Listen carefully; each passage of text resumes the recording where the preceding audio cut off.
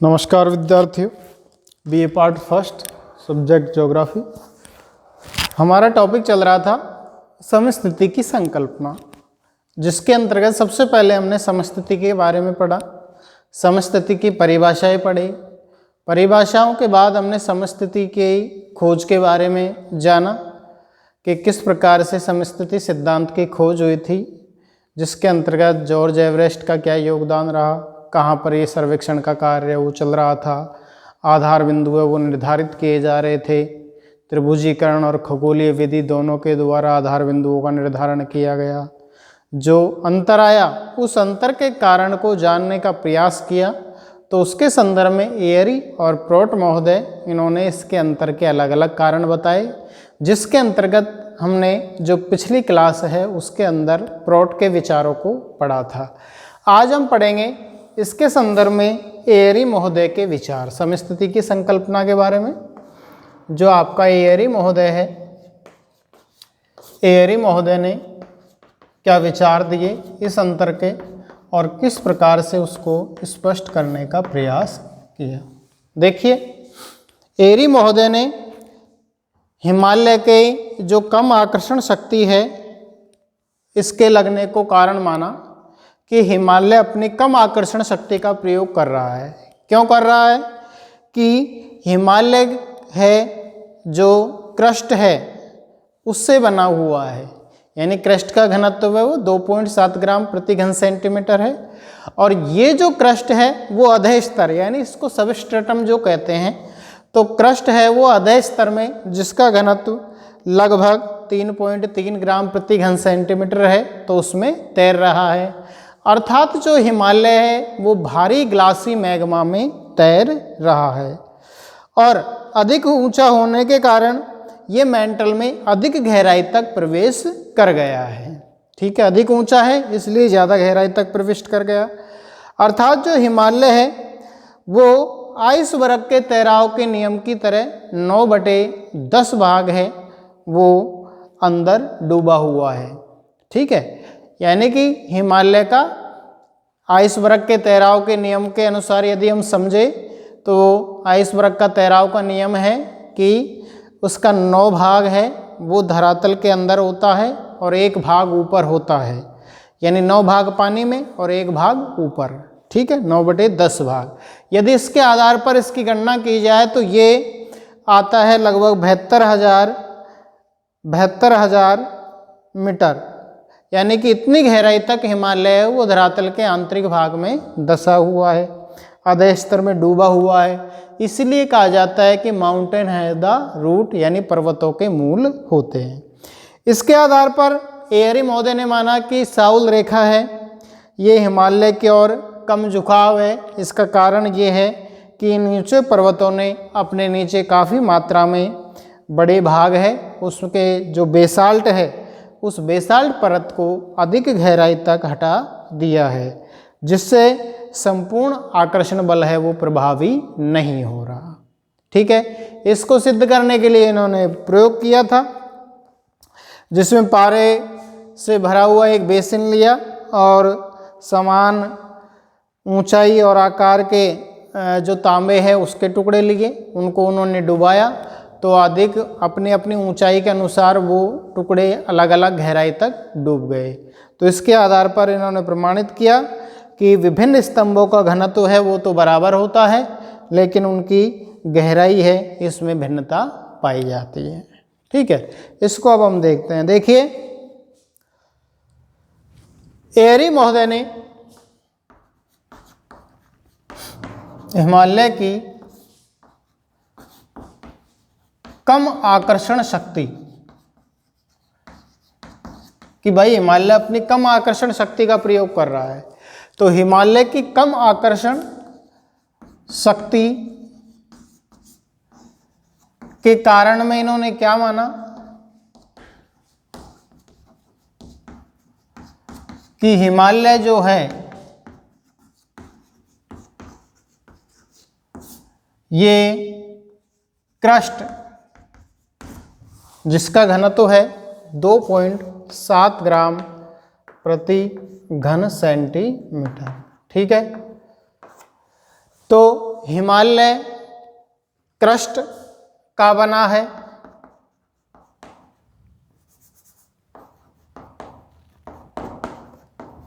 तथा यह अधः स्तर में जिसका घनत्व है लगभग 3.3 ग्राम प्रति घन सेंटीमीटर, तो अधः स्तर में तैर रहा है।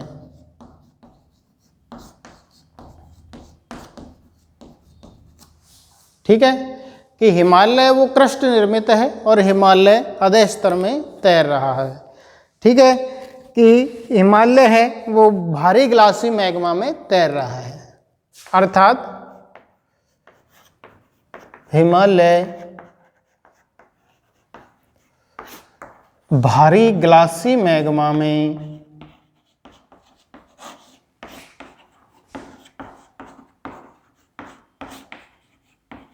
तैर रहा है। ठीक है, एरी मान रहे हैं कि हिमालय है वो भारी ग्लासी मैग्मा में तैर रहा है और अधिक ऊंचा होने के कारण तथा अधिक ऊंचा होने के कारण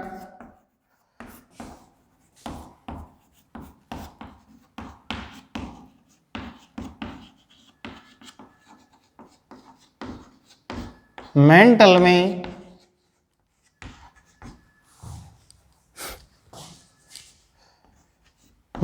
में अधिक गहराई तक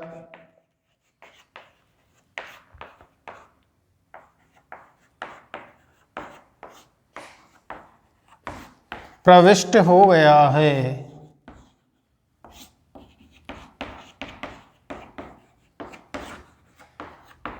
अधिक ऊंचा है तो वो अधिक गहराई तक मेंटल में प्रविष्ट हो गया है, अर्थात जो हिमालय है वो आइसबर्ग के तैराव के नियम की तरह, ठीक है, आइसबर्ग के तैराव के नियम की तरह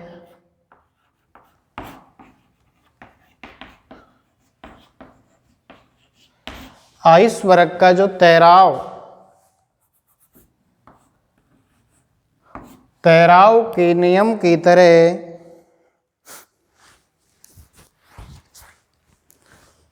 अंदर डूबा हुआ है।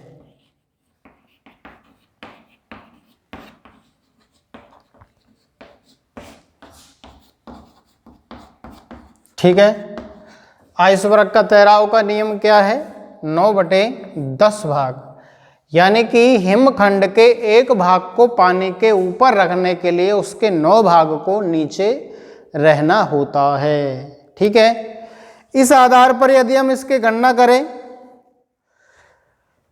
9/10 भाग डूबा हुआ है और इस आधार पर यदि हिमालय की जो औसत ऊंचाई मानी गई, गणना की, इस आधार पर गणना,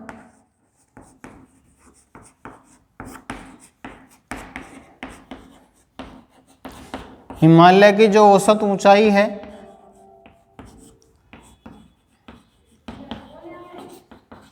औसत ऊंचाई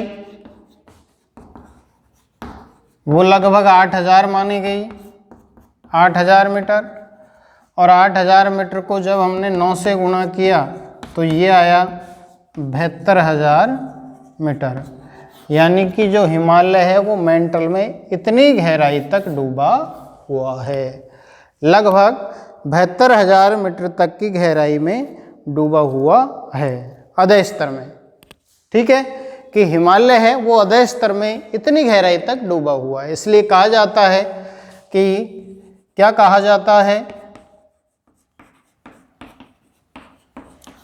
माउंटेन हैव द रूट्स, कि पर्वत हैं वो मूल रखते हैं, कि इस आधार पर पर्वतों के मूल होते हैं। ठीक है, अब एयरी महोदय ने क्या मान रहे हैं? एयरी महोदय मान रहे हैं, क्या माना? देखिए आइसबर्ग का तैराव का नियम हो गया, इसके अनुसार हिमालय वो आदर्श स्तर में डूबा हुआ है। अब एयरी महोदय मान रहे हैं कि साउल रेखा, जो साउल पिंड है वो हिमालय की ओर कम झुकाव है। इसका कारण क्या है कि ऊंचे पर्वतों ने अपने नीचे काफ़ी भाग में सघन बेसाल्ट की परत को काफ़ी गहराई तक हटा दिया है, कि जो साहुल रेखा,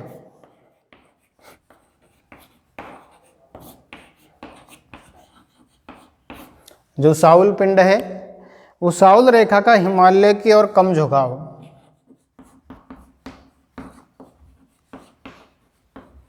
हिमालय की ओर कम झुकाव का जो कारण है वो क्या है? वो कारण ये है कि ऊंचे पर्वत ने अपने नीचे, ऊंचे पर्वतों ने अपने नीचे काफी गहराई तक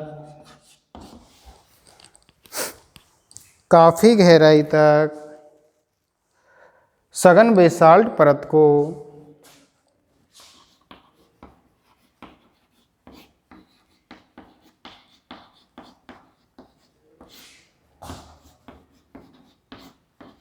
हटा दिया है।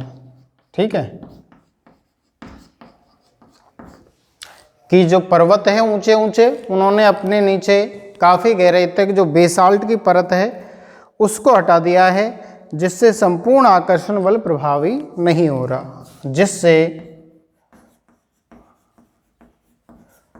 संपूर्ण आकर्षण बल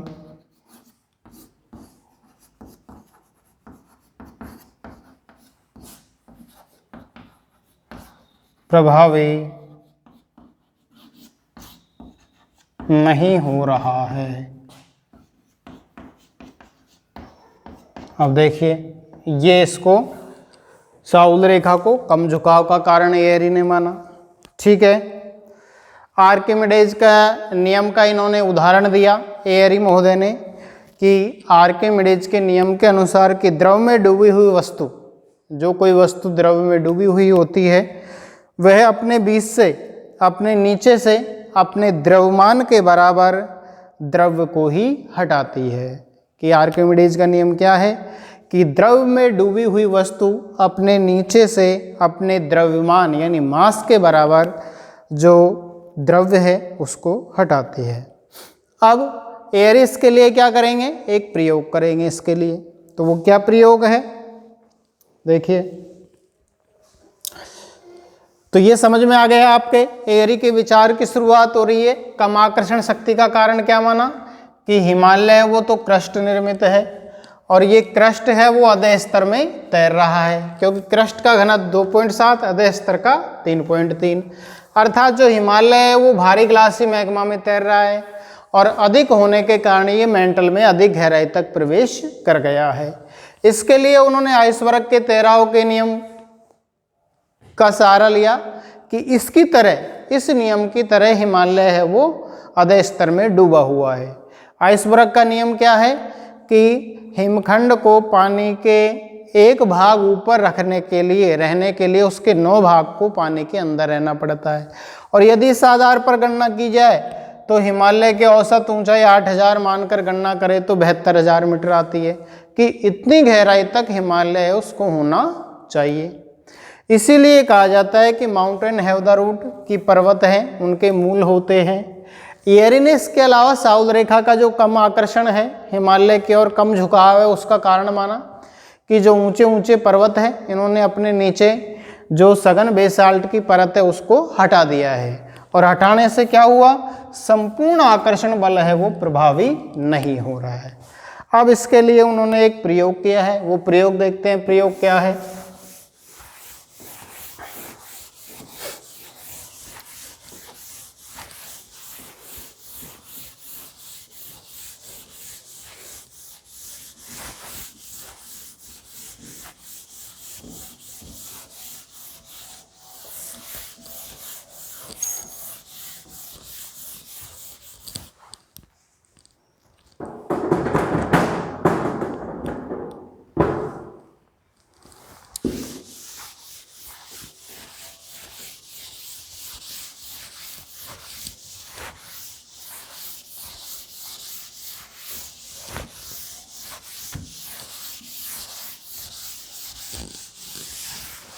देखिए प्रयोग किया, इसको स्पष्ट करने के लिए क्या प्रयोग किया, एक पारे से भरा हुआ बर्तन लिया, ठीक है, एक पारे से भरा हुआ एक बर्तन लिया जिसमें क्या भरा हुआ है, आपका पारा भरा हुआ है, ठीक है, पारा, पारे से भरे हुए एक बर्तन को ले लिया और इसमें तांबे के विभिन्न आकार और लंबाई के जो टुकड़े हैं उनको डाल दिया। तांबे के विभिन्न आकार और लंबाई के टुकड़े,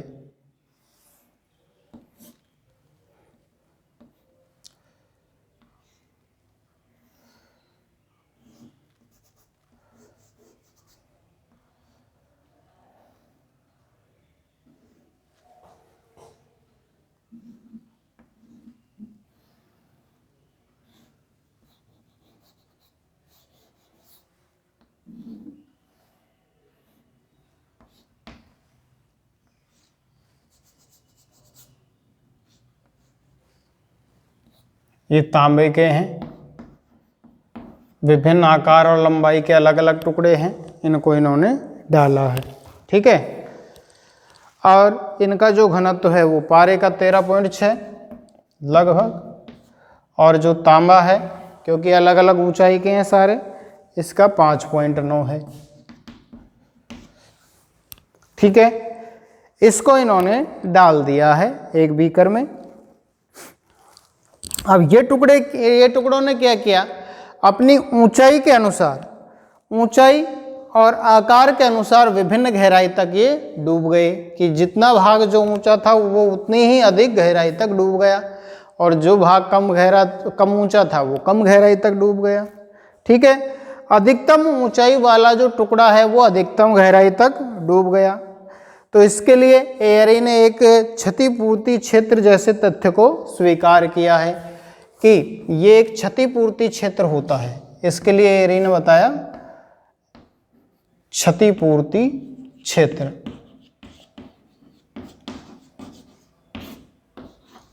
प्रॉट ने क्या बताया था, क्षतिपूर्ति तल, इसने बताया था क्षतिपूर्ति क्षेत्र,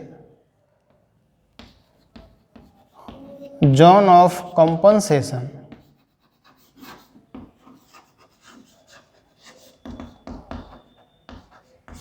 ठीक है। क्षतिपूर्ति क्षेत्र को इन्होंने बताया था एयरी महोदय ने। अब इन्होंने क्या माना, देखिए ये सारे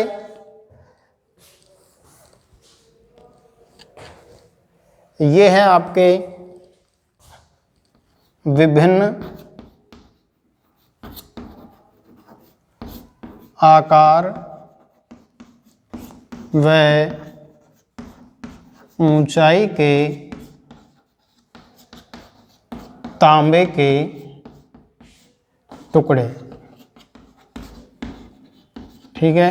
इनको किस में डाला, पारे से भरे एक बीकर में डाला,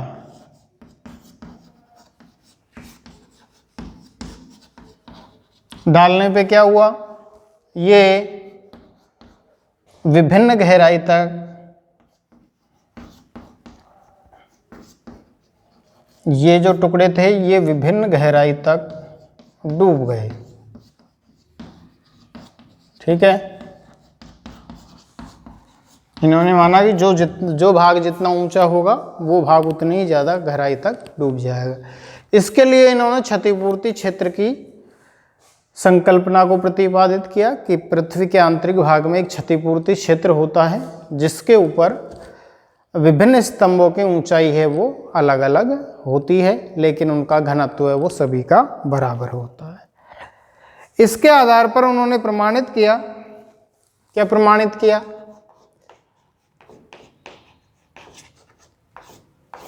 कि जो विभिन्न स्तंभ होते हैं,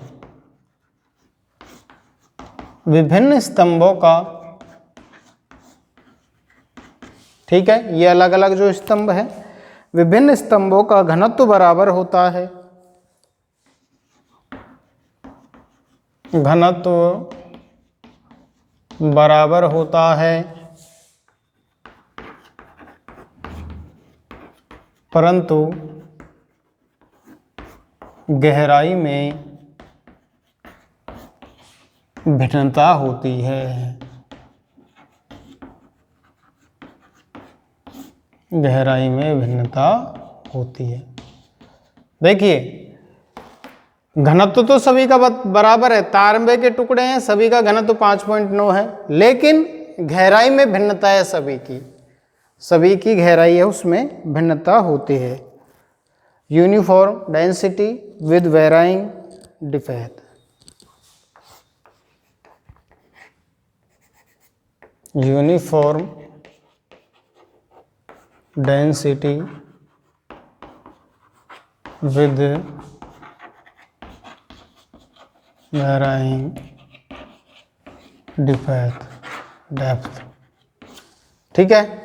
ये उन्होंने प्रमाणित किया कि विभिन्न स्तंभों का जो घनत्व है वो तो बराबर होता है, परंतु उनकी गहराई है इसमें भिन्नता पाई जाती है, ठीक है। और क्या बताया कि जो महाद्वीप हैं यानी पर्वत पठार जो मैदान है वो समान घनत्व की शैलों से बने हुए हैं, ठीक है। जो महाद्वीपीय भाग हैं, महाद्वीपीय भाग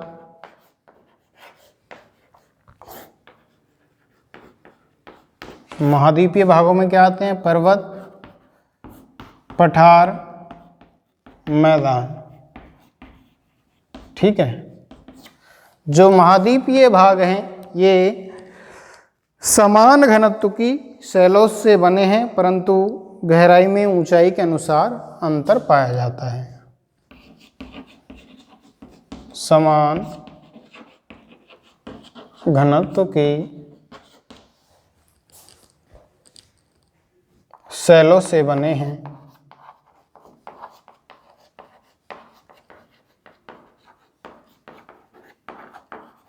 ठीक है। समान घनत्व की शैलों से ये बने हैं, परंतु विभिन्न भागों की गहराई में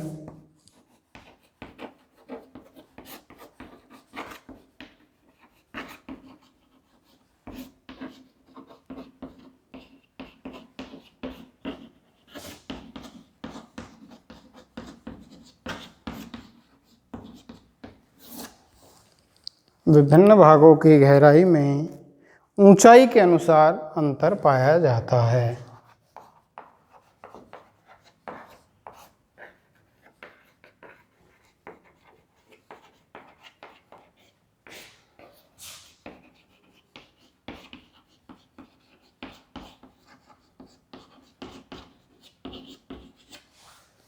ऊंचाई के अनुसार अंतर पाया जाता है, ठीक है।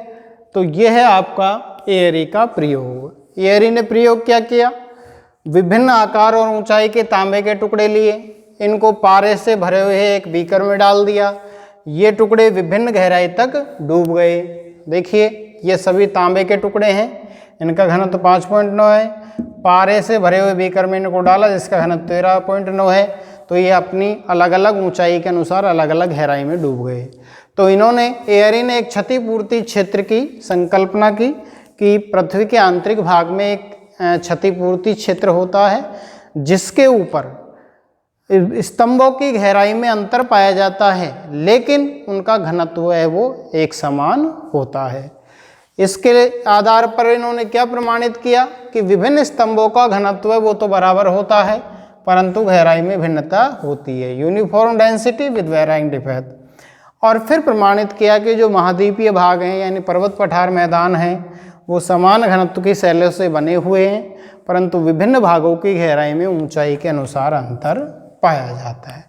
तो ये प्रमाणित करने का प्रयास किया था किसने? एयरी महोदय ने। जो अंतर आया था, जो आपका त्रिकोणमिति विधि और खगोलीय विधि, इसके आधार पर जब गणना की तो अंतर जो आया उस अंतर के कारणों के आधार पर उन्होंने इस प्रकार से इसको प्रमाणित करने का प्रयास किया कि हिमालय है वो कम आकर्षण शक्ति का प्रयोग कर रहा है, क्योंकि जो क्रस्ट है वो अधः स्तर में तैर रही है, यानी क्रस्ट मेंटल के अंदर तैर रही है, यानी भारी ग्लासी मैग्मा है वो हिमालय मैग्मा के अंदर हिमालय है वो तैर रहा है। इसके लिए उन्होंने आइसबर्ग के नियम का प्रतिपादन किया, 9/10 भाग, यानी 1 भाग ऊपर होगा तो 9 भाग नीचे होगा। इसके आधार पर प्रमाणित हुआ कि माउंटेन हैव द रूट्स, कि पर्वत है वो मूल रखते हैं, और इसको प्रमाणित करने के लिए उन्होंने ये प्रयोग किया, जिसके आधार पर इसको स्पष्ट करने का प्रयास किया था। तो ये हो गया समस्थिति की संकल्पना के बारे में आपके प्राट और एरी महोदय के विचार, कि उन्होंने इसके बारे में क्या क्या कहा। इसके बाद जो विचार हैं, जोली है, होम्स है, उनके विचारों को हम नेक्स्ट क्लास के अंतर्गत जानेंगे। धन्यवाद। देखिए, इससे पहले आप यदि इसकी तुलना करें, एक डायग्राम ये भी है इसके अंतर्गत, एक डायग्राम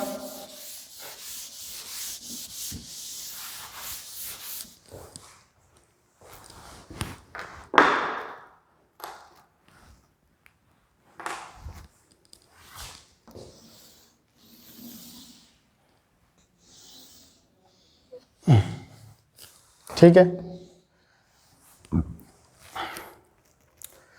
अधः स्तर में ये डूबे हुए हैं सारे,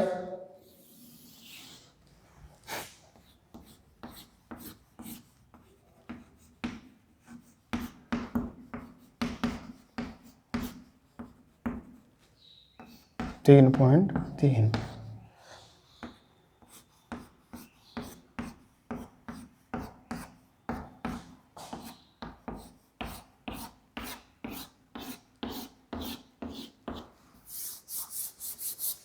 ठीक है।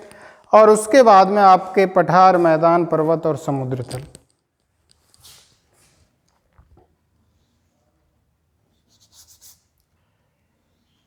पठार,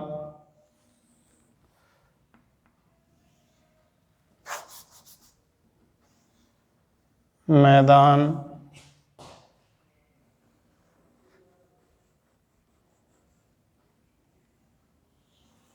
पर्वत,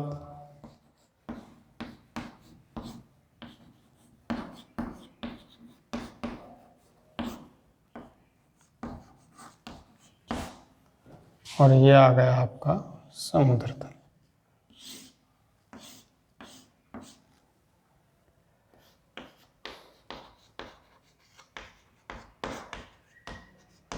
अब इनका घनत्व तो सबका अलग अलग है। देखिए, इनका घनत्व तो सबका अलग अलग पाया जाता है, 3.2, 3.0।